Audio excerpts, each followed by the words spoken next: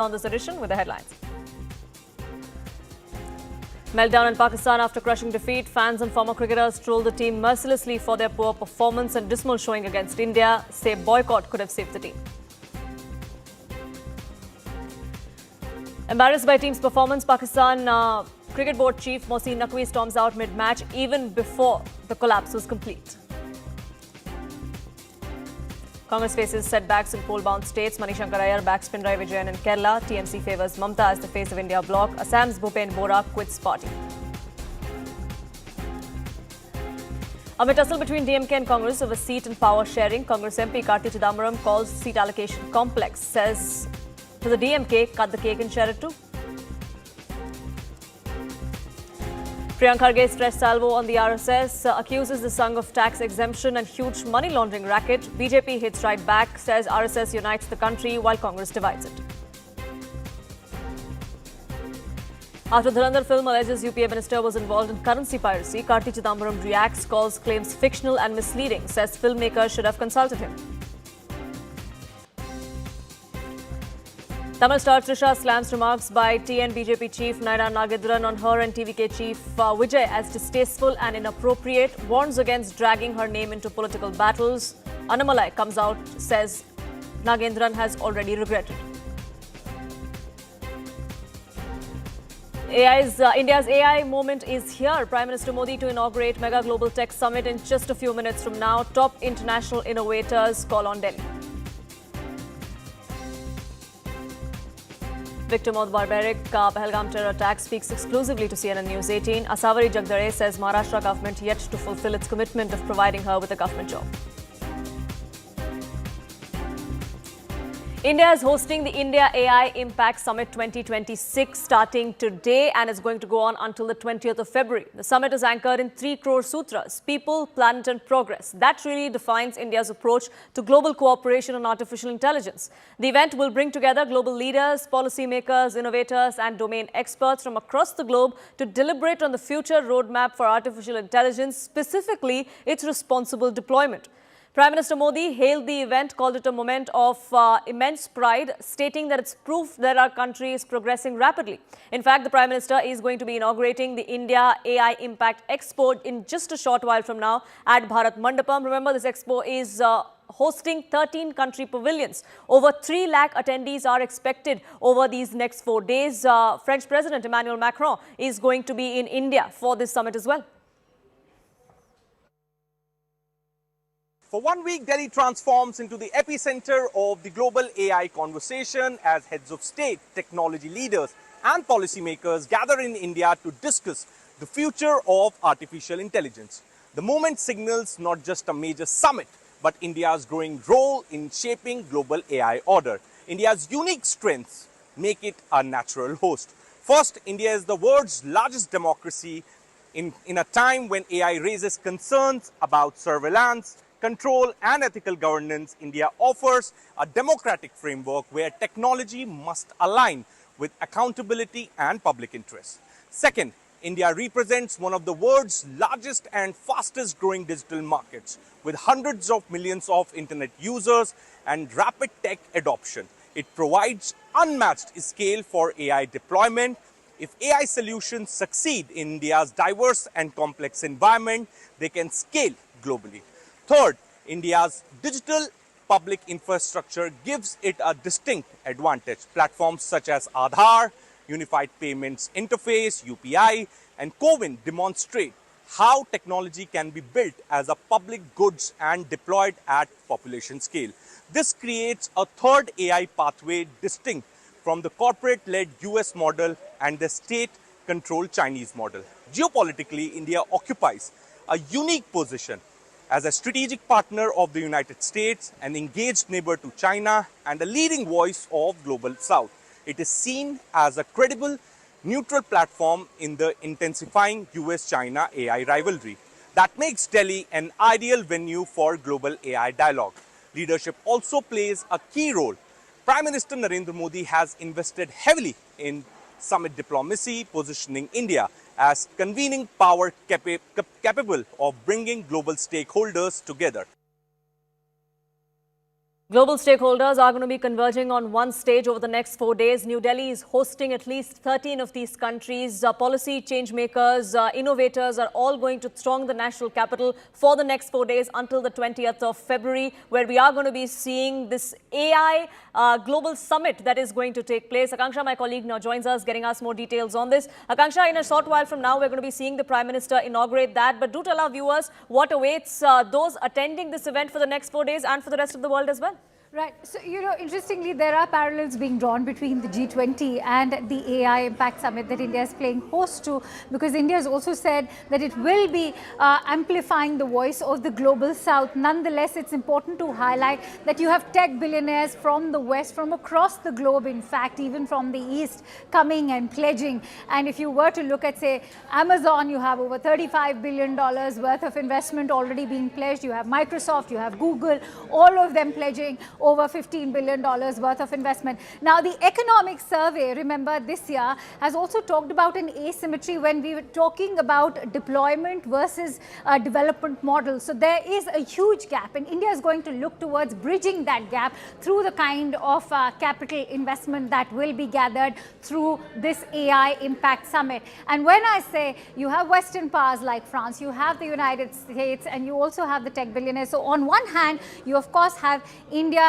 roping in all of these tech powers. On the other hand, you also have India playing host, and in fact it's also going to be a testimony to our own political cloud, given that the French President Emmanuel Macron is also going to be there. At the same time, you have, say, leading voices from the global south like the Brazilian President Lula da Silva as well, and the Sri Lankan President is going to be there. You will have a host of European countries. We are hot on the heels of that EU FTA. So there's a lot going on, but as far as branding itself as, or positioning itself as a global voice when it comes to AI, Prime Minister Modi has made it amply clear that India is that inflection point which will mark that transition of a dialogue into implementation. And India will lead that race now, Poonam, and we'll have to see how we position ourselves globally, because you're competing in this market when it comes to being among the top 5 economies. You're looking at China, you're looking at the United States, and India will now be among the top competitors. Absolutely, and the fact that this is only the 4th such summit that is taking place and India is hosting it, that goes on to show the kind of place India has on the ladder as well. Akanksha, do stay on with us. We have some reactions, some stakeholders that we've spoken to. Let's listen into those conversations. 2 quick questions. One, is India trying to write new AI rulebook? No, we are not trying to write a new AI rulebook. We are trying to present India's approach towards responsible AI to the whole world. We are trying to bring consensus around how AI should be approached, how AI should be used for social good, and how we should ensure that harm that can be caused from AI should be restricted. It's not about rule books, it's more about bringing consensus, it's more about bringing all the stakeholders on the same platform and trying to set up an agenda that can work for humanity and that can ensure that the whole world becomes part of how AI is shaped rather than a few companies deciding the same. My second quick question is that largely we have seen that there are 4-5 companies into the business of AI, the big players, 3-4 big countries, dominating the entire ecosystem. This is for the first time that AI Summit is happening in Global South. Is India also trying to project itself as a bridge between Global South and Global North when it comes to AI? India has traditionally played the role about providing leadership, technology leadership to the Global South. India has always been a trusted partner for many countries when it comes to technology of both Global North and Global South. India has always moved for democratizing use of technology. We have shown how technology can improve public governance, the way digital public infrastructure has been built in. So the same principles, we are trying to present that the way AI we are implementing in India has lessons that the whole world can follow, and it can really benefit especially countries like Global South. The AI Superpower Summit. From code to global command.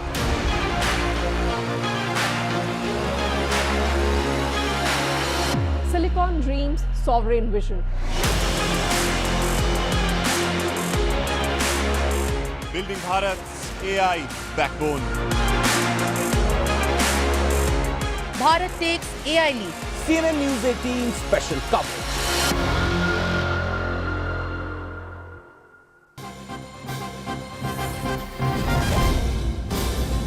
Shifting focus to some breaking news that's coming in, where a shocking incident has now created panic inside Tamil Nadu's district court, where a man allegedly entered the premises and hurled a sickle at the judge. This was during court proceedings. The accused has now been identified. He was reportedly upset over a recent divorce ruling involving him and his wife, after which he threw a sickle at the judge that delivered that verdict. According to reports, the Family Welfare Court had granted the divorce last week, and Judge Sudhakar had directed the accused in this case to provide maintenance to his wife. That's something that seems to have irked him, which is why he returned a week later to physically attack this judge in broad daylight inside court premises. These are the visuals that you see on your screens of the aftermath of that attack. That's the sickle lying on the floor after that attack that took place inside the court premises. The accused in this case, of course, was promptly apprehended by the security that was present there, but a judge who delivered on a divorce case, a divorce settlement last week, is now under attack in a district court in Tamil Nadu. Purnima, my colleague, now joins us, getting us more details. Purnima, this kind of attack that we're seeing and the panic that came across right after, what's the status as far as the investigation goes? We're given to understand that the accused was apprehended immediately.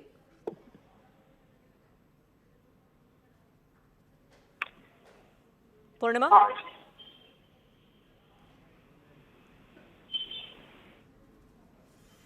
Purnima, if you can hear me, you were getting us details of what exactly transpired, where the judge was attacked with a sickle. Where's the investigation at? The accused is in custody?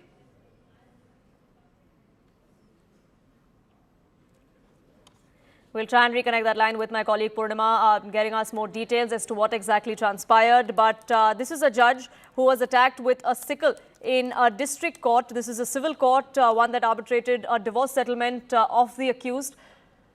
The probe is now underway, is what we're given to understand. No harm was caused to the judge either. But dramatic scenes coming to the fore from that particular district court, where there you see that sickle that's lying on the floor, which was used to attack a sitting judge in broad daylight inside court premises.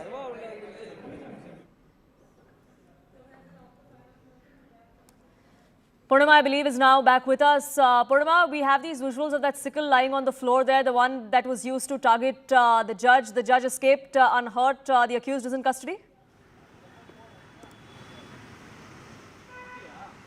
Well, there are several questions raised as to how there have been security lapses inside the court premises in Virudunagar. Remember, last week, the accused and his wife, they were going through a divorce, and the court had granted him divorce and asked him to pay maintenance for his wife going forward, and he wasn't happy with the verdict. So today, as per prima facie investigation, police say that he climbed via the back wall and directly went to the family court and threw a sickle at the judge, and immediately the police took him, arrested him and took him to to jail for further investigation. But this has raised concerns around security as far as court premises are concerned. Why are there enough security? Why aren't there enough security measures in place to ensure that no untoward incident takes place? And there are several questions around security lapses. So that is currently being investigated to find out what can be done to prevent such incidents from happening, from people carrying sickles inside the court premises. All those will be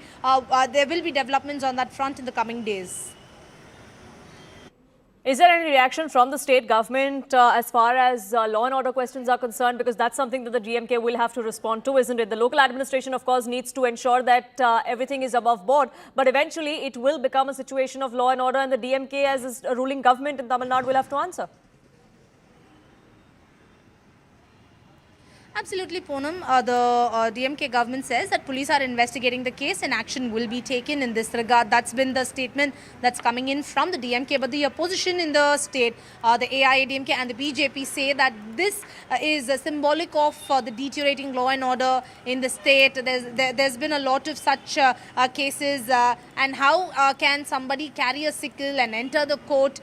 This is the state of affairs as far as Tamil Nadu is concerned, is a statement that's coming in from the opposition. But the DMK DMK maintains that action has been taken and police will thoroughly investigate the case and take necessary action. That's been the statement that we've heard from the DMK in this regard. Right, Purnima, thank you so much for getting us the latest on that front.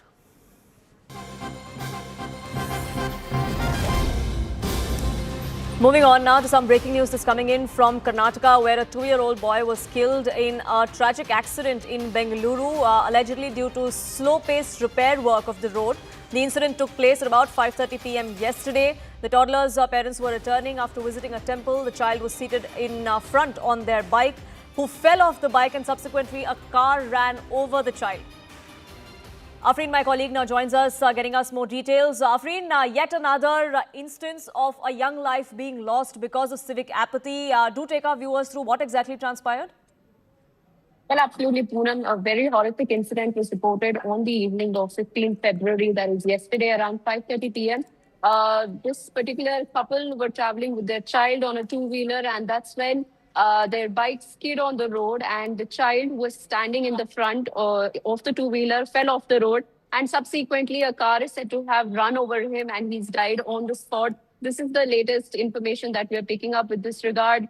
The residents here squarely blame the road condition for this accident. They've also said that at least 5 lives have been lost in the past 6 months due to the bad condition of the road. You can see on the in the visuals on the screen that the road is in extreme bad condition. There is no asphalting done. There are stones and there is so much mud. It is extremely difficult for two-wheelers to travel here, and especially it's very difficult because there are 3 to 4 schools in the neighborhood. There are sports academies. So the most number of vehicles, two-wheelers that you can see traveling here are parents carrying their children to and fro from schools, picking up and dropping them. And it becomes extremely difficult for them to, travel here. One such incident is the same as this 2-year-old child, Trisha, whose parents' bike skid here and subsequently a car ran over him. The residents have said that despite repeated complaints and warnings to the authorities, nobody has taken action, and this particular road has been in this condition for about a year now. However, the Panchayat Secretary has said that it does not come under them and it comes under the PWD, that's the Public Works Departments, and has said that authorities will come to the spot and repair works will begin soon. But is this not too late? A child's life has been lost because of the condition of the road. Residents have also protested. Only after assurances from the authorities, they've said that they're going to wait for the authorities to begin the repair works. Otherwise, they're going to protest again. Any reaction from the PWD department there, or any elected representatives? If there are repeated complaints, why is it that the local elected representative, the MLA of the case, MLA of the area, has not come out and done anything about it? Well, absolutely, Poonam. The residents also say the same thing, that despite multiple complaints to the MLA, to the authorities of the area, nobody has responded to them. No action has been taken. They've complained. They've given warnings. They've said that this is extreme negligence towards civic infrastructure, this particular road. And despite all of that, no action has been taken. There is no response from the government as well. We'll have to wait and watch what is going to happen if the government takes notice of this, and they're going to begin repair works as soon as possible. Right, Afreen, thank you so much for getting us the latest on that front. It's most unfortunate news that's coming in, and innocent lives are being lost because of this kind of apathy or criminal negligence that we see daily across different parts of our country, across different cities of our country. And these are not tier 2, tier 3 cities. This happened in Bengaluru, and which is why greater accountability is required from the state government. We'll keep asking those questions, but for now, it's time for a quick break.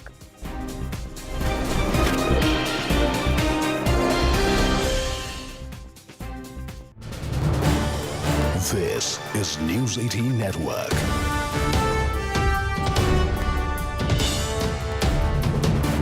India's largest news network. With regards to the blockbuster film and a blockbuster victory, that is Dhurandhar India, that has united the fans after this big victory against Pakistan yesterday on the field. And actor Rakesh Bedi is speaking on the Pakistan meltdown after India's win as well. He's joining us live on the broadcast. Many thanks to you, Mr. Bedi, for joining in. I'd like your thoughts. I think those visuals speak 1,000 words. Your thoughts? Well, I'm totally delighted, like every other Indian. But you know what happened yesterday? I was, in fact, shooting in Delhi, and I also had my place in Delhi. And yesterday, I booked my flight in the evening at 8 p.m. from Delhi, forgetting that yesterday on the 15th was the India-Pakistan big match. But then, like me, every other traveler in the plane was very inquisitive, and he was asking the pilot again and again. He was giving almost a running commentary. कि इतना score हो गया, इतना score हो गया. And then finally we won it. It's a great feeling, and it's of course the Indian team is as Dhurandhar as the film. So, you know, the sentiment coming out of Pakistani fans now is that isse acha to boycott tha. Initially, they were all saying that, you know, if you're playing, you should play with all due ethics being followed, including the handshake. But now they're saying that you should have just boycotted, given that it's been such a shameful, embarrassing defeat for them, that Mohsin Naqvi himself left the match midway, expecting India is going to be thrashing his team. But what do you make of the kind of Pakistani sentiment? Are they also playing spoil sport on the field, apart from what we've already been seeing happen at the borders? See, what happens is that the Pakistani government, the people who run the country and the masses, they are not on the same page, because the government or the you can say the organizations in the government, they all are, they have one agenda: how to destabilize India, how to create a rift between India, how to throw bombs in India in different cities.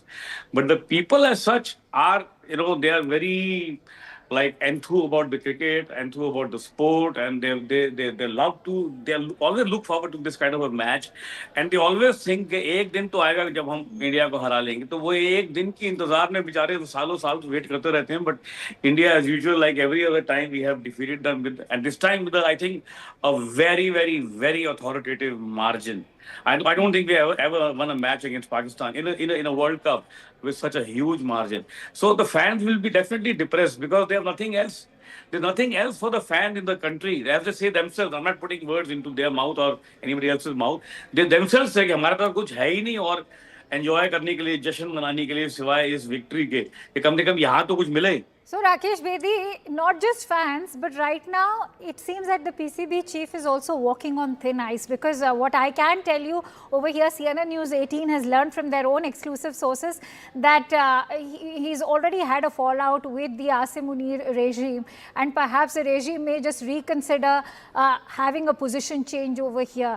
I'd like your thoughts on the role that Mohsin Naqvi has played, even in the past that we've seen that, keeping the trophy, not handing it over. Now, the way he's in fact played a spoil sport, leaving the match midway through instead of, standing by his team.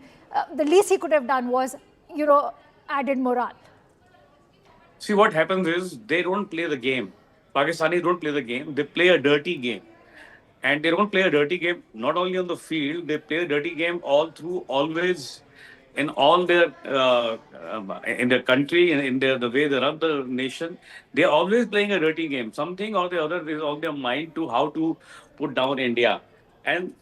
But when you play a dirty game, definitely in a way you are digging a pit for yourself, and you're going to fall into it. And they have fallen into it so many times, but they still don't learn. I don't think they will ever learn. So, Rakesh ji, this kind of outpouring of the anger we've seen online, the visuals are playing on our screen as we speak. Fans breaking down television sets, YouTubers taking to the internet to voice their angst and anger. Do you think that this is also a reflection of the frustration that's mounting, and cricket is just an extension of that frustration against the current regime in Pakistan? Exactly. It is a frustration against the regime because they know that all their chiefs sitting in all kinds of boards over there are also corrupt. They're all kind of very favored posts. और मैं तो कल सुन रहा था yesterday when I was hearing some comments of the Pakistanis that some players are also favored players. They're not there because of their talent or because they play well. They play. They are there in the team because they are favored. And so if this is the condition of the cricket team, you can imagine the condition of the government, how they are running it. It all started with a cricket match that's almost become a battlefield over here than a sporting event. But I'd like your thoughts on how do you respond to all of those who were, both sides of the borders, not just India, even in Pakistan, were against this match in itself, because many feel that, we owe something to the martyrs, we owe something to the spirit of our soldiers and our patriotism, given that many are feeling betrayed, that this match shouldn't have happened in the first place. Yeah, I don't really vouch that kind of a sentiment. I think in a way it's okay, but the point is that we are doing enough. We are insulting them again and again. We don't shake hands with them. We don't take trophy from their hand. It's a bigger international news. It's such a big visual. I think it's a visual which can never be forgotten for years. कि हमने उनके हम trophy जीते, लेकिन हमने तुम्हारे हाथ से नहीं लेंगे ट्रॉफी। इससे बड़ा इंसल्ट और क्या हो सकता है? और ये तो जो हमने yesterday the match we won is again you can say some more salt on their so many millions of wounds they have. So some more rubbing of the salt, and that too very vehemently, very strongly. So I maybe if a sentiment is there that we should not play with them, but then. I also want to bring you in on the frustration which is not just mounting within Pakistani fans, but also within Mohsin Naqvi himself. Because at a press conference, he's saying that neither am I intimidated, nor is Asim Munir. And this has really rattled the Asim Munir regime, that how could he even bring politics while addressing a press conference on cricket, and should he have done that? But do you see the kind of, how do you sense the discontent that's building up under Asim Munir at the moment? See, they bring politics into everything. When we did Operation Sindoor and then they, people like their, kya naam hai, Asif Munir, he and other military generals were there at their funeral. So they are bringing politics into everything, not only on the cricket ground, and that's why it's a failed nation, because they don't think beyond the beyond injury of India, beyond damaging India, bombing India, hurting India.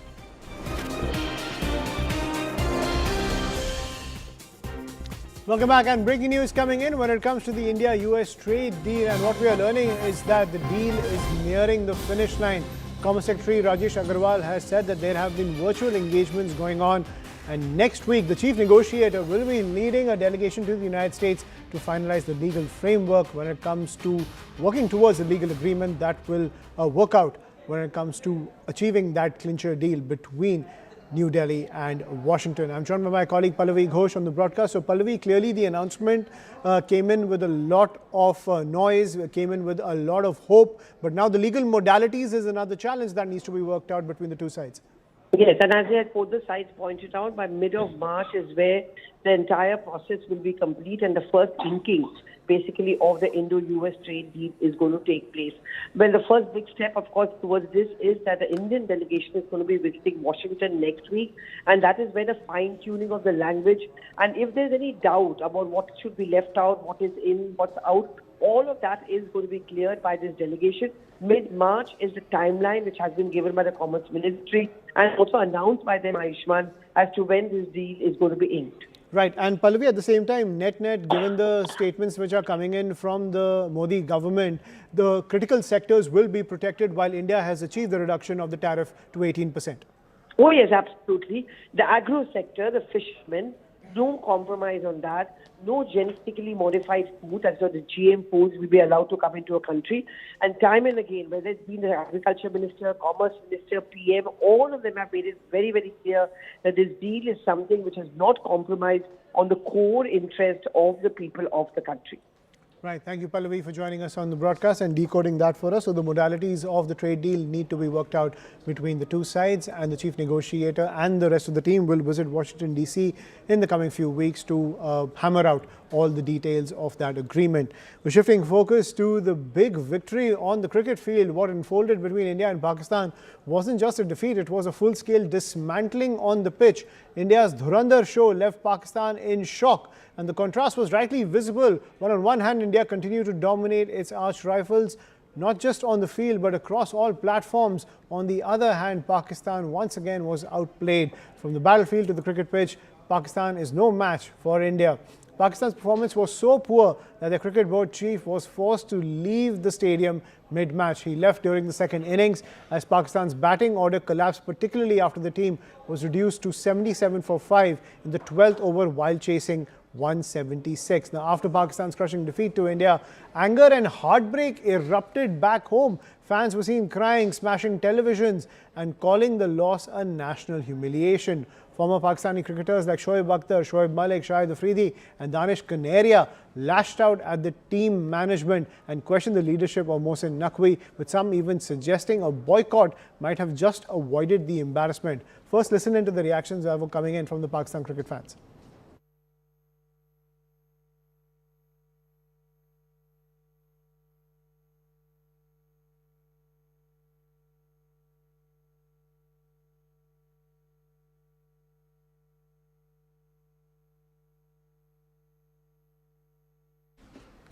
Let's take you through the visuals which are coming in, ladies and gentlemen, and these are the meltdowns that we've been seeing on social media, the different reactions coming in from several Pakistani fans which have gone viral on social media. If you look at those visuals which are coming up when it comes to the reaction from the Pakistani side over this humiliating loss from the Indian side, you can see that these statements which are coming in where several of the YouTubers, remember right after finishing the match, several here in India shifted focus to YouTube to see the reactions coming in from several content creators inside Pakistan. Several even saying that boycotting would have been a smarter call as compared to even playing with India. What was all that bravado that just evaporated overnight is the pitch that has come in from several YouTubers in Pakistan saying that boycotting would have been a smarter call from the Pakistani side. Mohsin Naqvi also facing a lot of pressure from the entire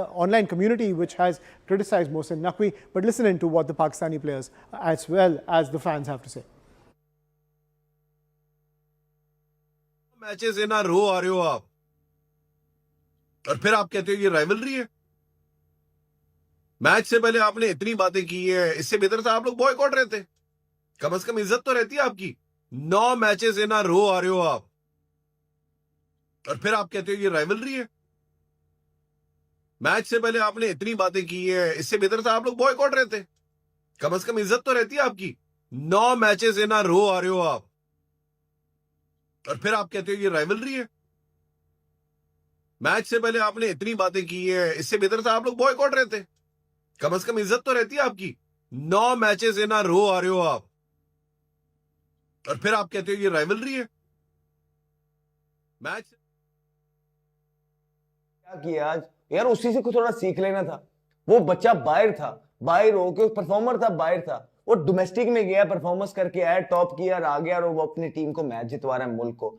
देखा ना ईशान किशन ने क्या किया आज यार, उसी से कुछ थोड़ा सीख लेना था। वो बच्चा बाहर था, बाहर होके परफॉर्मर था, बाहर था, वो डोमेस्टिक में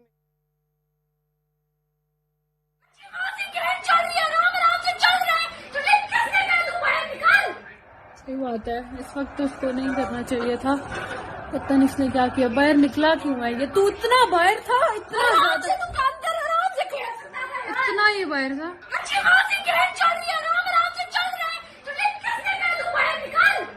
सही बात है, इस वक्त तो उसको नहीं करना चाहिए था।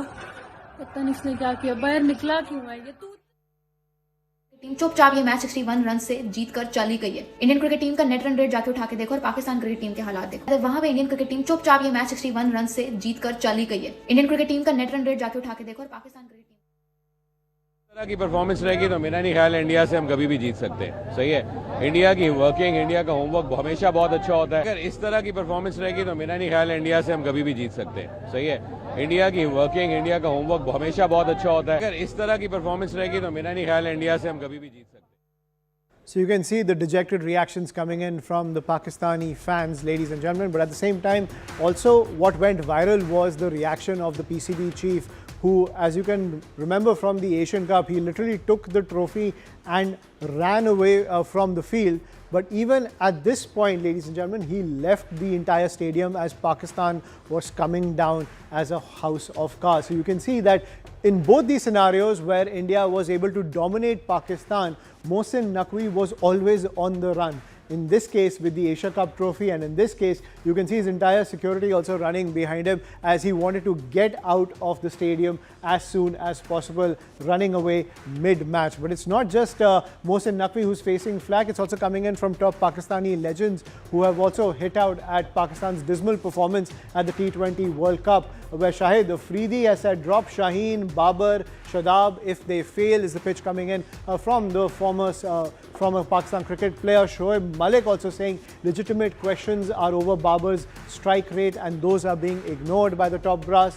Naqvi doesn't understand cricket, he's incompetent is what the Rawalpindi Express, Shoaib Akhtar, has said about Mohsin Naqvi. Also, if you listen to Danish Kaneri, he said a boycott would have been less embarrassing. At least Pakistan would not have been completely demolished on the field, is what Danish Kaneria has saying. Vineet Ramakrishnan also joining us on the broadcast. So Vineet, clearly a complete rout of the Pakistani side, but what's doing the rounds on social media and something that's persisting is the embarrassment the Pakistani side is facing from its own people, and the entire social media storm doesn't seem to be dying down, with now guns being trained at Mohsin Naqvi coming in not just from the fans but even the Pakistani establishment.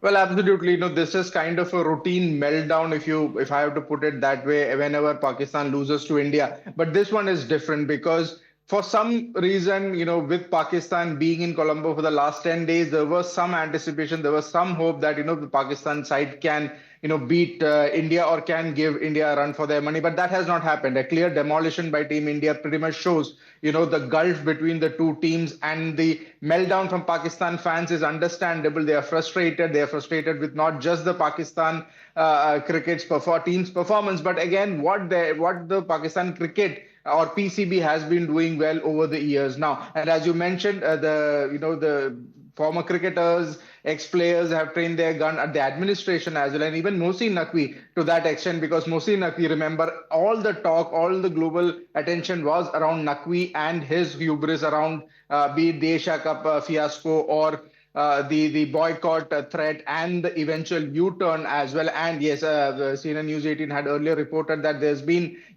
concerns raised from the Pakistan establishment as well, whether Mohsin Naqvi is the right man for the PCB chair as well. He's also the interior minister, and we have not seen any, headway in the Pakistan cricketing circle ever since he has taken over as the PCB chair. It's been well over a couple of years now. So yeah, I mean, everything all trained towards Mohsin Naqvi, and him walking out of the match last night in the middle of the match itself by the 12th over, him walking out also doesn't give a good indication and doesn't really bode well from an optics point of view as well. The team morale will be down, and Pakistan fans, as I said, it's a routine affair, the meltdown and everything, but this one seems to have hurt the most because of whatever happened leading up to this game in terms of the boycott threats, and we will not play India. They eventually played India, and all the other things that were happening in the build-up to this. So this win probably hurts Pakistan fans the most.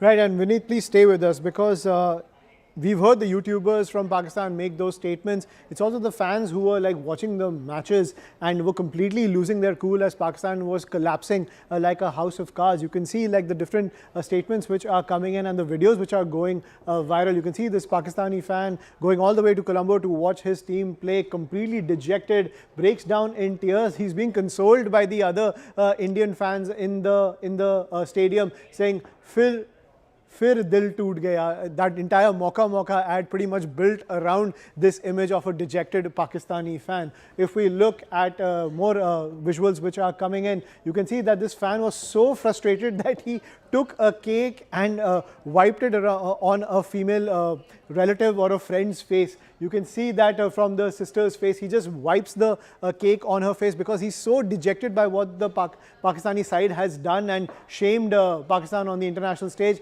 And once again, whenever we've seen Pakistan lose to India, you can see these reactions coming in from several cities where they completely dismantle their televisions. We're also getting reactions from callers who are calling us in as our phone lines are open. You can even see fans losing their cool. We also showed you this visual about a fan screaming at the television saying, what happened? How did Pakistan collapse like a house of cards? Ramachandran is calling us from Chennai. So you're seeing these scenes coming in from Pakistan. There's also pressure on Mohsin Naqvi for his statements from his own administration. How do you see this meltdown coming from across the border?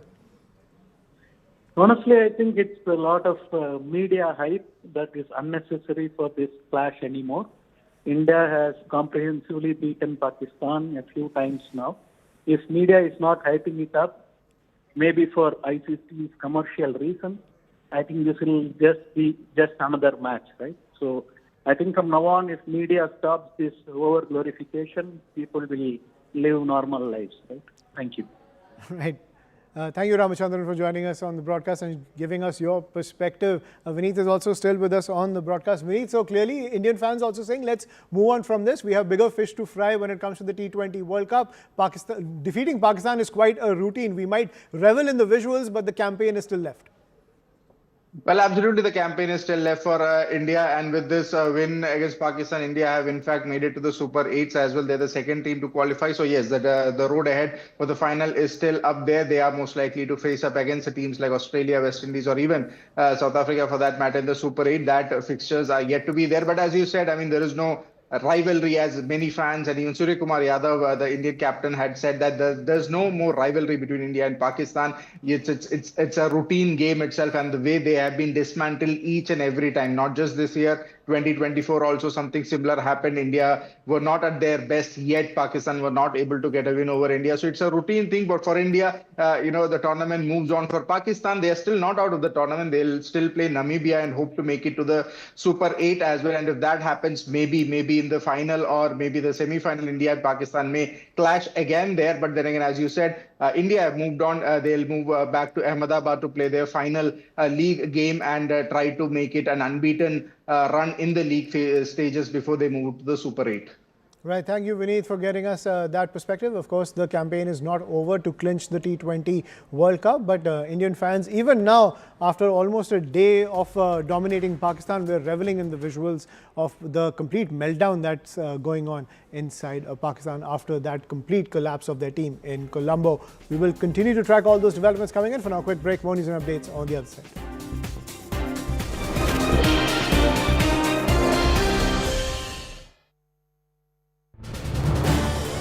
This is News 18 Network.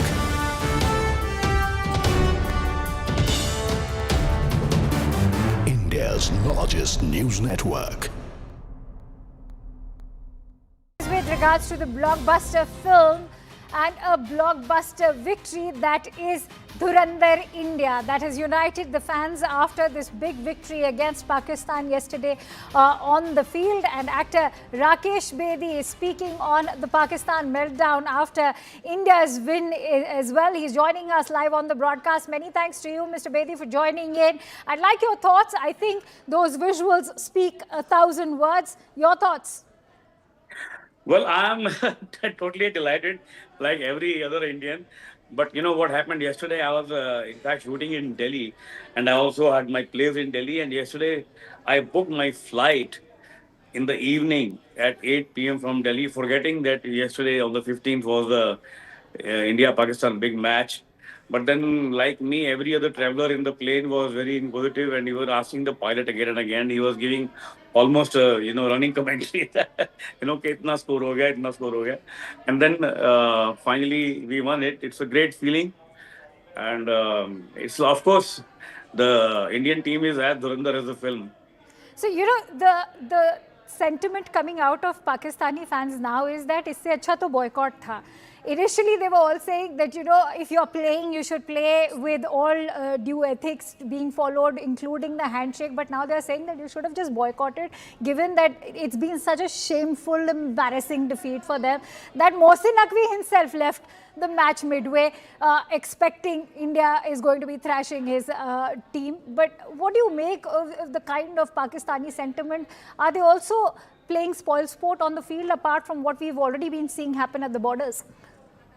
See, what happens is that the Pakistani government the people who run the country and the masses, they are not on the same page, because the government or you can say the organization in the government, they all are, they have one agenda: how to destabilize India, how to create a rift between India, how to throw bombs in India and different cities.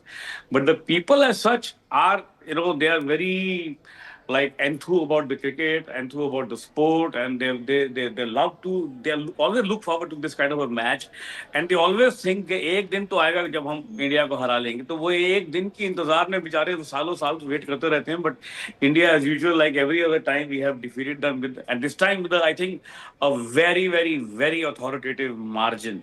I don't think we ever won a match against Pakistan in a World Cup with such a huge margin. So the fans will be definitely depressed because they have nothing else.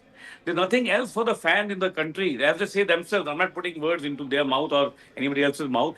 They themselves say कि हमारे पास कुछ है ही नहीं और enjoy करने के लिए, जश्न मनाने के लिए सिवाय इस विक्ट्री के, कि कम से कम यहाँ तो कुछ मिले. So Rakesh Bedi, not just fans, but right now it seems that the PCB chief is also walking on thin ice, because what I can tell you over here, CNN News 18 has learned from their own exclusive sources that he's already had a fallout with the Asim Munir regime, and perhaps the regime may just reconsider having a position change over here.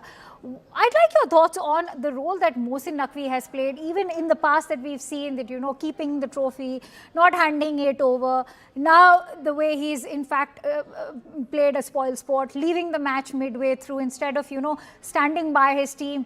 The least he could have done was, added morale. See, what happens is they don't play the game. Pakistanis don't play the game. They play a dirty game. And they don't play a dirty game not only on the field, they play a dirty game all through, always, in all their, in their country, in their, the way they run the nation. They're always playing a dirty game. Something or the other is on their mind to how to put down India. But when you play a dirty game, definitely in a way you are digging a pit for yourself, and you're going to fall into it. And they have fallen into it so many times, but they still don't learn. I don't think they will ever learn. So Rakesh ji, this kind of outpouring of the anger we've seen online, the visuals are playing on our screen as we speak. Fans breaking down television sets, YouTubers taking to the internet to voice their angst and anger. Do you think that this is also a reflection of the frustration that's mounting, and cricket is just an extension of that frustration against the current regime in Pakistan? Exactly. It is a frustration against the regime because they know that all their chiefs sitting in all kinds of boards over there are also corrupt. They're all kind of very favored posts. और मैं तो कल सुन रहा था yesterday when I was hearing some comments of the Pakistanis that some players are also favored players. They're not there because of their talent or because they play well. They play. They are there in the team because they are favored. And so if this is the condition of the cricket team, you can imagine the condition of the government, how they are running it. It all started with a cricket match that's almost become a battlefield over here than a sporting event. But I'd like your thoughts on how do you respond to all of those who were, both sides of the borders, not just India, even in Pakistan, were against this match in itself, because many feel that, we owe something to the martyrs, we owe something to the spirit of our soldiers and our patriotism, given that many are feeling betrayed, that this match shouldn't have happened in the first place. Yeah, I don't really vouch that kind of a sentiment. I think in a way it's okay. But the point is that we are doing enough. We are insulting them again and again. We don't shake hands with them. We don't take trophy from their hand. It's a bigger international news. It's such a big visual. I think it's a visual which can never be forgotten for years. कि हमने उनके हम trophy जीते ले, हम तुम्हारे हाथ से नहीं लेंगे ट्रॉफी. इससे बड़ा इंसल्ट और क्या हो सकता है. और ये तो जो हमने yesterday the match we won is again, you can say, some more salt on their, so many millions of wounds they have. So some more rubbing of the salt, and that too, very vehemently, very strongly. So I maybe if a sentiment is there that we should not play with them, but then You know, I also want to bring you in on the frustration which is not just mounting within Pakistani fans but also within Mohsin Naqvi himself. Because at a press conference, he's saying that neither am I intimidated nor is Asim Munir. And this has really rattled the Asim Munir regime, that how could he even bring politics while addressing a press conference on cricket, and should he have done that? But do you see the kind of, how do you sense the discontent that's building up under Asim Munir at the moment? See, they bring politics into everything. When we did Operation Sindoor and then they, people like their, kya naam hai, Asim Munir, he and other military generals were there at their funeral. So they are bringing politics into everything, not only on the cricket ground. And that's why...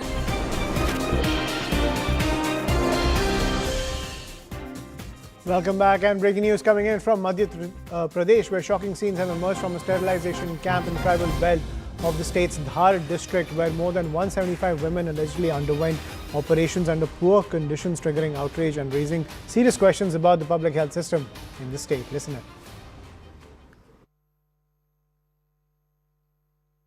protocol के अनुसार हमें 30 नसबंदी operation एक camp में करने थे, लेकिन वहां पर 173 महिलाओं के नसबंदी ऑपरेशन किए गए थे, जो कि नहीं होना चाहिए थे। इसको लेकर के हमने बीएमओ सहित 4 और कैंप प्रभारी और अन्य कर्मचारियों को कारण बताओ नोटिस जारी किए हैं और तत्काल प्रभाव से बीएमओ को वहां से सामुदायिक स्वास्थ्य केंद्र बाग से हटा करके जिला मुख्यालय पर संलग्न किया। क्योंकि खंड चिकित्सा अधिकारी क्लास 2 की पोस्ट पे थे, तो उनको हमने वरिष्ठ कार्यालय को अनुशासनात्मक कार्रवाई के लिए भी हमने लिखा है। And I'm joined by my colleague Manoj Sharma on the broadcast. Manoj, a shocking case coming in, 175 surgeries in one day, and it seems the local health officials had no idea how this could have happened. They had earlier said that there would only be 30 surgeries in a day. How did this surge to 175? Obviously, you can see as if these medical officers or employees of the Madhya Pradesh government, as if they were trying to make some, world record. In fact, 175 surgeries, and if you count one surgery in 2 minutes, that's actually shocking. And that is why action has been taken. One block medical officer, he has been attached to the district headquarters, and 4 other employees of the health department. They have been served show cause notice by the medical officer there in Dhar. But this is not one isolated incident. You can see, such lapses as far as medical department is concerned, how they are not taking seriously this sterilization drive. In fact, 175 surgeries, performance of 175 surgeries in a single day, that is actually not possible. And you can see these shocking visuals, how these women, they were lying on the ground, they were, in the open sky, and they were not, in fact, given the proper treatment post-surgery. Right, and Manoj, talking about those women who weren't given proper post-surgery care, clearly we can see those visuals on our screen where there's not even any proper arrangements made for them to lie down or to get even those sanitary conditions where these kind of procedures can take place. What can you tell us about the current, medical state of these women who have undergone these sterilization operations? Yeah, first we have to understand this Dhar, this Bagh area of Madhya Pradesh, this is actually tribal dominated area. All these women, they belong to village, they belong to rural communities, and in fact, I have just spoken to the authorities there. In fact, our guy there in Dhar, and I have been told that the one good news is that condition of all these women, they are not ill. They are all of them are actually, they have gone back to their places in Bagh area. But shocking is these visuals. If you are undertaking such a massive sterilization drive, even if they belong to that tribal community, even they belong to rural areas, you should have taken proper care while undergoing these sterilization operation in that area, and with 175 women particularly. When this massive number is there, then you should have taken particular care for their health, particularly after undergoing these surgeries and post surgeries, when they are going back to their houses, their places. In fact, when they are lying on the ground, open in the sky, this shows that how seriously all these medical officers, medical employees, how serious they were after this sterilization drive, which has been sponsored by the government. Absolutely, and just show cause notice to the other 4 employees. Is that enough action being taken on the ground against this gross negligence where 175 surgeries in unsanitary conditions are being taken place? Who knows what will be the long-term impact of these surgeries, and who knows in what conditions these women were treated and given post-surgery care. We're getting more reactions from the medical authorities on the ground. Let's listen in. 175 के आसपास हुए case हमारे पास अभी total. वो क्या होता है कि कि हर हफ्ते मेरे पास सर्जन की अवेलेबिलिटी नहीं हो पाती, इसीलिए वही लोग अगर इकट्ठे आते तो फिर इकट्ठे करवाना पड़ते हैं। सर्जन मेरे पास जो डॉक्टर डावर आते हैं वो बड़वानी से आते हैं, तो इसलिए हमें सर्जन की प्रॉब्लम्स आती है हमेशा। तो और ये लोग क्या है कि अब गर्मी का सीज़न आ जाएगा, गर्मी के बाद केसेस हो भी नहीं पाएंगे, इसलिए हमें इकट्ठे करते हैं। सर्जन की अवेलेबिलिटी है, लेकिन क्या होता है कि डिस्ट्रिक्ट से लंबा पड़ता है ना, इतनी दूर सर्जन आते नहीं। ये क्या है कि LTD कैम्प करने के लिए प्राइवेट हायर करते हैं हम लोग सर्जन से। ये भी जैसे गवर्नमेंट सर्जन नहीं, हमारे पास प्राइवेट सर्जन हायर करने पड़ते हैं, पे ऑफ करके इनको बुलाया जाता है। Right, and Manoj, he's pretty much laid out the laps right there for the entire public, saying that they didn't have enough surgeons. They were hiring private surgeons. That private surgeon only gave them one particular day for these surgeries. They only had this much of a window for the sterilization surgeries, which is why the entire public showed up. And clearly they didn't have the manpower, they didn't have the facilities, but they went ahead and treated 175 people in those unsanitary conditions. He just admitted it that there weren't any medical facilities on the ground for this scale of an operation.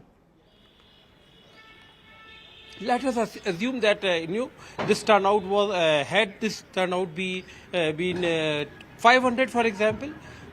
So had they taken almost 500 surgeries in a single day. If you are not having, basic infrastructure, if you are undertaking sterilization drive, if you are calling these villages from far-flung areas, then you have to take care, because if you are announcing one day, then you have to take care of the number of women you are taking for sterilization drive. So that is in fact a gross negligence on the part of all these medical staffs. If this is not an enough excuse for undertaking 175 operations in a single day, on an average one operation in 2 minutes, that is in fact almost impossible, and that is why this gross negligence took place. And these tribal women, they were left lying on the ground, they were left in the open sky, and they were not given proper care after undergoing these surgeries.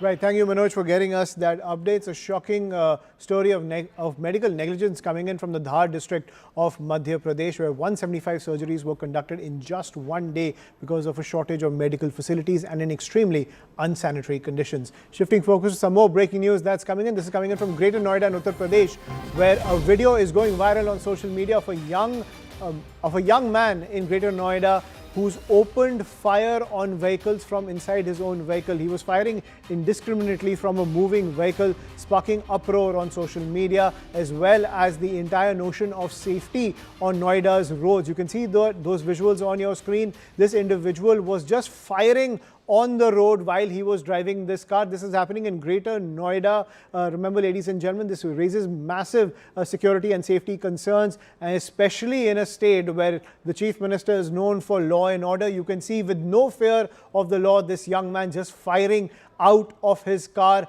You never know how many people he may have scared or even injured, or for that matter, even killed as he was driving down this road and just indiscriminately firing outside his window. I'm joined by my colleague Simran Babbar on the broadcast. Simran, clearly this video has gone viral. These kind of criminals have a propensity of showing their faces on social media for the entire world to see. What kind of action can we expect from the police?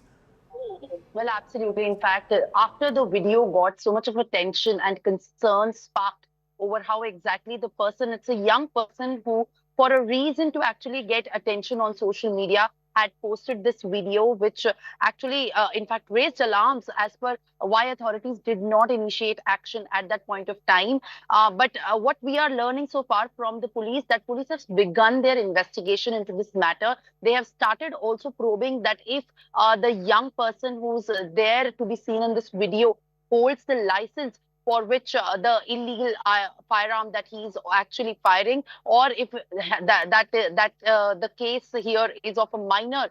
And also, in fact, if the car is registered on this person's identity. So far, the identity of the person who's seen in this video is not confirmed with the police. But at the very same time, the police has said that they are going to initiate action more aggressively in this case. And this has also sparked concerns over the safety, as the firing happened on purportedly at this point of time during the evening hours. And right now, the police is also looking into if at all this is a college student or a resident of Greater Noida region as well. So far, there have been multiple, in fact, reactions that have actually sparked so much of debate on social media over why such incidents time and again have caused uproar over social media from specifically of Greater Noida and Noida side. Right. Thank you, Simran, for getting us that update. So the need of the hour is for the police to take swift action against this particular individual. That's all we have to pack in on the show. Up next, Plain Speak with Akanksha Swaroop. AI Superpower Summit. From code to global command.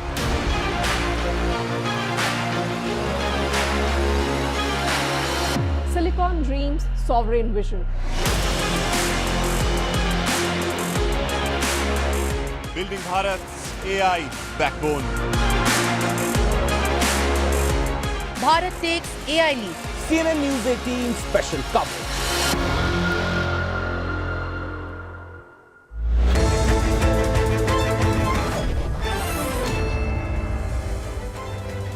Right, good evening. You're watching Plain Speak. I'm Akanksha Swaroop. Pakistan's cricketing loss to India in Colombo has led to a complete chaos in their own country.